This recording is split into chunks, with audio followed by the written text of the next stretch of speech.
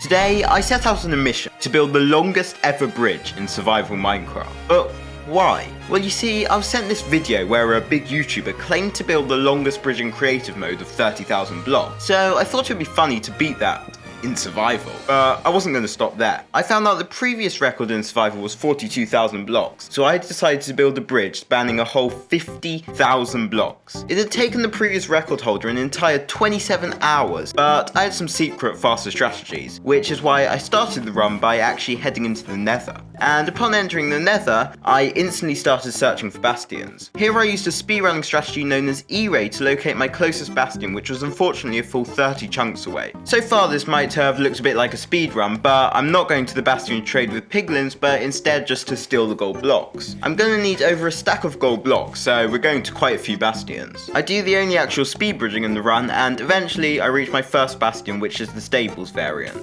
Stables could be really good or really bad, as it's the only bastion where the amount of gold blocks is completely random. If the bottom of the bastion contains 2 good gaps and the top chests are all triple chests, then you can get around 40 gold blocks, but similarly you can get bad gaps and single chests, and in some cases get simply no gold at all. This bastion had 1 good gap and 1 triple chest, so I was able to leave it with a fairly decent 15 gold blocks. I then E-Raid again for my next bastion, which was thankfully only 20 chunks away this time. This bastion was, however, probably the best one: treasure. I started by looting the bottom section, where I also grabbed a diamond sword, though I didn't actually use it for the whole run. But anyway, after grabbing the gold from there, I got 2 blocks from the bridge and started looting the ramparts. Unfortunately, this was actually a fairly bad treasure bastion, but I still managed to get a solid 25 gold blocks. The next bastion was another stables, but this one was double bad gap. I did, however, get some good chest RNG and managed to get 13 gold blocks from it. So after this, I only needed 1 more bastion. Another 32 chunks away, I got a bridge bastion where I grabbed the full chalice, and now it was finally time to use obsidian I got earlier in the run to return to the overworld.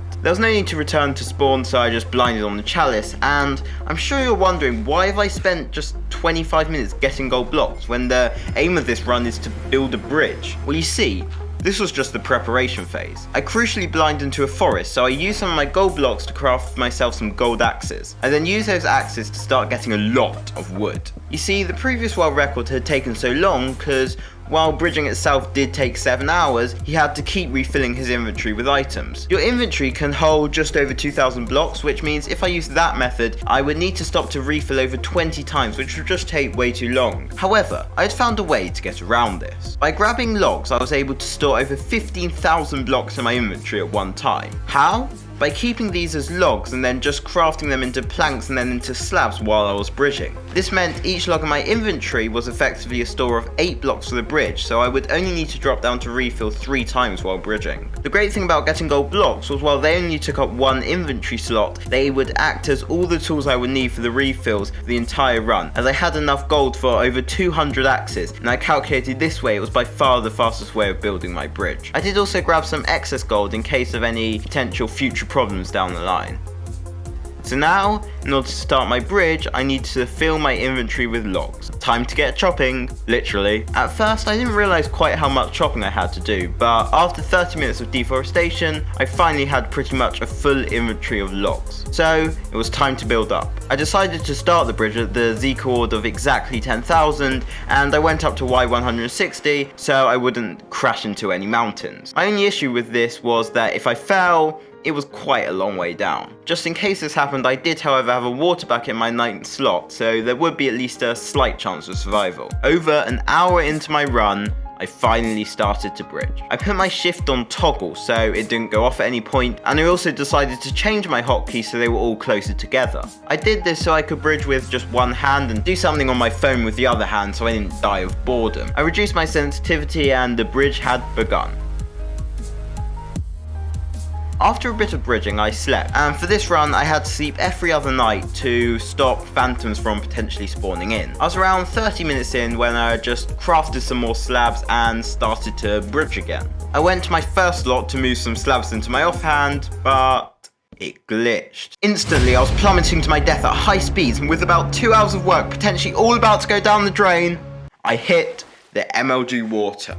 With that very scary moment over, I took a break at the nearby village and got back to bridging. From now on, I was going to make sure the slabs were in my offhand before I started, because that is definitely what caused the fall. Around 5,000 blocks in, I noticed something worrying. I changed my place key to N, but the issue is when your key isn't your mouse, it removes the restriction of how fast you click when it's held down. What this means is I was clicking really fast, and this was a problem because what it seemed to do was place the slab and many times also a slab on the half block below. This massively reduced my efficiency as I was placing unnecessary blocks. This meant I unfortunately had to change the place key back to left click, meaning I would now have to use both hands on the bridge, so I wasn't really able to use my phone at the same time anymore. 12,000 blocks in, my supplies had mostly depleted, and I was over a forest, so I decided to head down to do my first restock.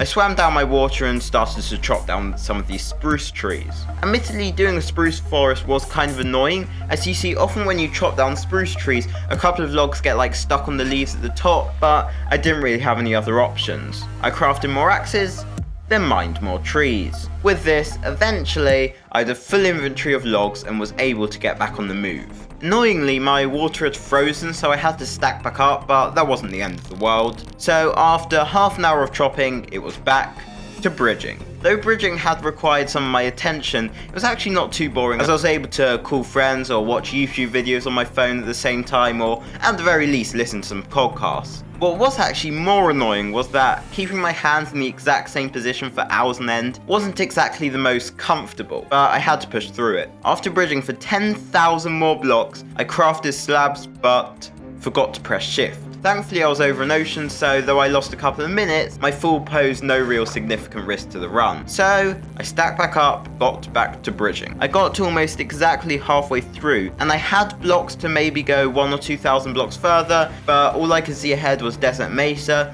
Consequently, I decided now would probably be the best time to stop for another inventory refill. I swam down, and although this forest was slightly off the path, it was simply the only option I had. I went to the forest, and once again, got back to chopping some trees. I was halfway through, meaning I had to do just this refill, one more, and a bit over 4 hours of bridging before I would finally be free from this challenge. This refill was another normal forest, so I just got some oak and birch logs again. 30 minutes later, my inventory was full, and I was able to head back to the bridge. I got back, and after about 100 blocks of reaching, I reached Z negative 35,000. This meant I was officially halfway done, but I still had a long way to go, so the grind continued. I was bridging along as usual, until for a split second, the game glitched. I was once again falling to my death at maximum speed, but this time I was over 40,000 blocks from spawn, and if I were to die, my 8 hours of work would be completely down the drain. A bit sketchy, but I did it. I can finally breathe again. It was certainly a scare, but I just stacked back up and returned to bridging. The long grind continued.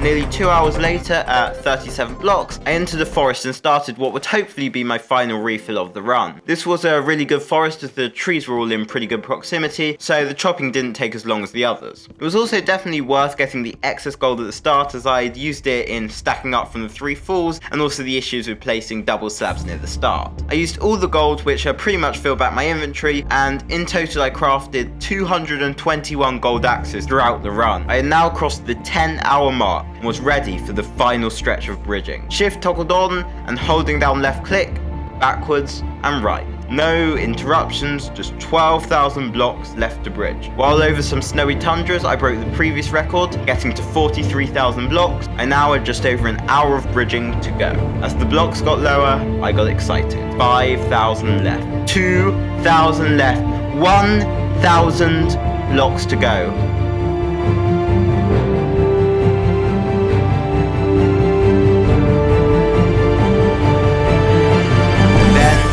Place the final block. Block 50,000. In under 13 hours, I had done it. What had I actually learnt from this journey? I don't know, maybe whatever I heard on those podcasts?